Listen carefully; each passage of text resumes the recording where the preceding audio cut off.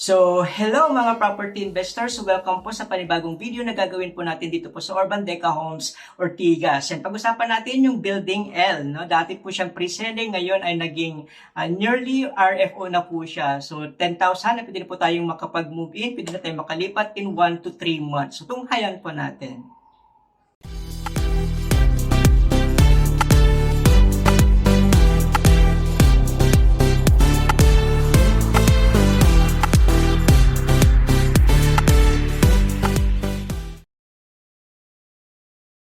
Ayan, so welcome mga property investors. Welcome po sa panibagong video na gagawin na naman po natin dito po sa Urban Deca Homes, Ortigas. And pag-usapan natin yung Building L na nearly RFO na rin. So malapit na rin po siyang maging ready for occupancy. So nung nakarang video, gumawa na po tayo ng promo no, nasa halagang 10,000 lamang at pwede na po tayo makapag-move in. Lipat agad tayo in 1 to 2 months. So pwede nyo po yung panoorin. Ilalagay ko po yan sa may description box below. At gumawa na rin tayo ng mga video about mga magkano ba yung income requirement natin, ano ba yung rent to own scheme, magkano ba yung magiging monthly payment ko kung ako ng mga 2 bedroom, ano ba yung mga requirements, no, yung mga forms na kailangan natin kung para tayo mag-reserve sa BDO at Pag-ibig Financing. So ilalagay ko na lang din po sila sa description box below. So magkakaroon po tayo ng open house this coming Saturday po, no, kung may mga katanungan kayo at mga payment terms, lalo na sa mga ready for occupancy. So pupunta po dyan ng Security Bank, BPI, Land Bank, BDO, China Bank, Cebuana Bank, at Pag-ibig. So kung may mga katanungan kayo about mga payment terms, so punta po tayo bukas. Bukas na po yan. Ngayong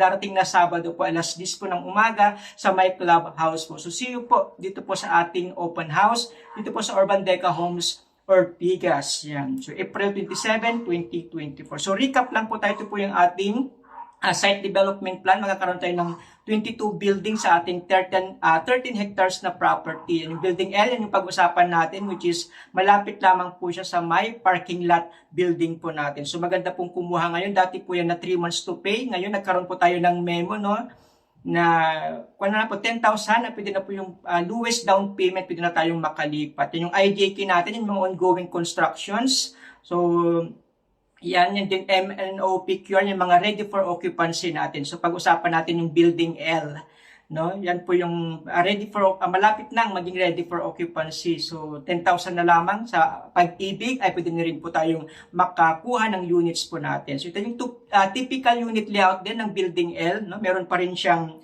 64 units per floor. Yan makikita natin yung mga 42 outer units, saka 22 na mga inner units. Lahat ng mga yellow, yan po yung mga 30.60 square meter natin ng mga 2 bedrooms. So, nasa more or less 200,000 yung difference. Yan naman yung mga 35.57 natin. Malapit lang po sila sa fire exit tsaka elevator po. No, 4 lang din sila per floor. Tsaka yung mga 3 bedroom natin sold out, pero minsan nagkakaroon po ng reopen, no? So i-ready nyo lang po yung mga documents natin kung kailangan nyo po ng mga 3 bedroom, kung may mga mag-reopen po. Okay ba? Yan, kung gusto niyo malaman yung mga amenities po na meron ng Urban Deca Homes Ortigas, yan pwede niyo rin po yan panoorin. Ilalagay ko na rin din po siya sa may description box below. Ano pa yung mga pwede kong ma-enjoy, no, mga amenities sa Urban Deca Homes Ortigas. Ito yung latest update, no. Yan yung ating IJK, yan yung ongoing na constructions ngayon. Mamaya makikita natin yung video, yung Building L. Yan po yung dating pre-selling, no, nagkaroon lang tayo ng memo na ginawa na lang 10,000. Pwede na po tayong makakuha ng mga units natin. So wala na pong equity, wala na pong down payment. Applicable lang po sa Pag-ibig, no, Pag-ibig Financing. Sa mga bank and other financing, nasa 3 months to pay pa po siya. So kung kayo Pag-ibig members, pwede po kayong makakuha 10,000 lamang. Pwede na po kayong makakuha ng units dito po sa ating dating pre-selling. Ngayon ay nearly RFO na po na ating Building L. Okay po? Ayan, so kuha na po tayo ng ating mga units dito po sa Building L. Okay po? Yan yung mga gagandang views, yung mga gusto nyo mga Ortigas skyline, kung gusto nyo ng mga north, mga syudad grande, yan, marami pa. Sold out na po yung mga units po na yan, no? And then yung MNN natin, yan yung mga pet friendly, no? Lahat ng floors ay pwede po ang mga pets. Kung may mga alaga po kayong pets, ay pwede po. And the rest of the building, second to third floor na lang po yung mga pwede po yung mga pets allowed po. Yung ID, KL, OPQR, and the rest of the building, second to third floor na lang po ang pwede ang mga pets. So malapit na rin magbukas siguro yung possible yung Building K kasi naging nearly RFO na yung ating building L. So, prepare nyo na lang po yung mga documents po natin. Okay po, ito po yung latest update, no? Yan po yung ating building I, building J, building K, no? Na possible ilabas po in 2 to 3 months from now, yung building K nasa gilid po. And then, MN, likod po ng ating clubhouse. OP, yan yung mga color blue po natin ng mga building. And then QR, yung mga yellow po natin ng mga building na mga ready for occupancy na po. Okay po, so yan po yung ating update, no? Yan yung ating building IJK. So, siguro taken ito 2 to 3 months ago. Yan yung L natin sa may dulo po. And then, yan yung MNOPQR, yung ating clubhouse. Yan po yung ating, ilalagay po yung ABC na mga single building. And then, ito po yung mga iba pang mga buildings, no? Nilalagay po. Then, yan po yung ating Deca Mall. Kasi along the highway na rin po itong locations po natin. Okay po?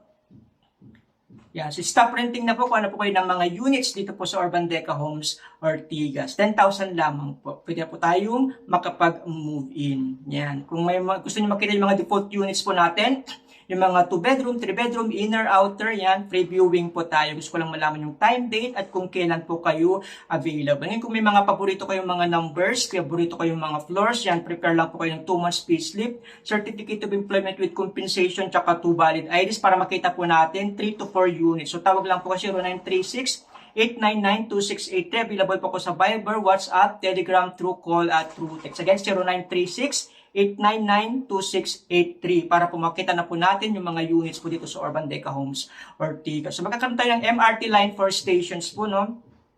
Yan, ito pa ay 15.56 km long. So babagtasin po niyang Quezon City, San Juan, Mandaluyong, Pasig, Cainta at Taytay. No? Yan po yung ating property sa may, malapit lang po tayo sa may St. Joseph Station. So yan po yung mga madadaanan po niya.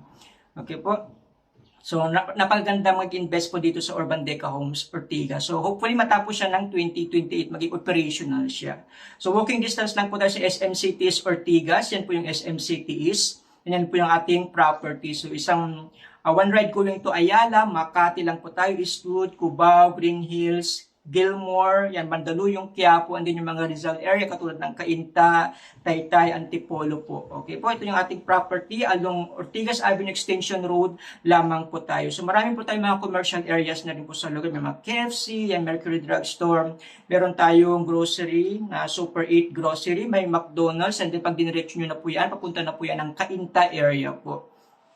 So, highly commercialized na rin po yung ating lugar in between ng Cainta at Pasig. At syempre, walking distance at malapit na malapit lang po tayo sa may SM City East Ortigas. Yung katapat po yan, yan po lang line 4 station po ng ating St. Joseph. Yung ginagawang building po yan, actually pwede na po siyang matatapos na rin ngayong 2024 yung National University, no? So, kung ginawa natin paupahan yung property natin, marami po diyan kukuha. No? As of the moment, nagkakaubusan po ng mga unit for rent. So, kung gusto nyo paupahan, pwede ko po yan iparent po yung mga units po natin. Okay po, so puntahan natin yung National University na update. So, yan po yung NU, Ortigas.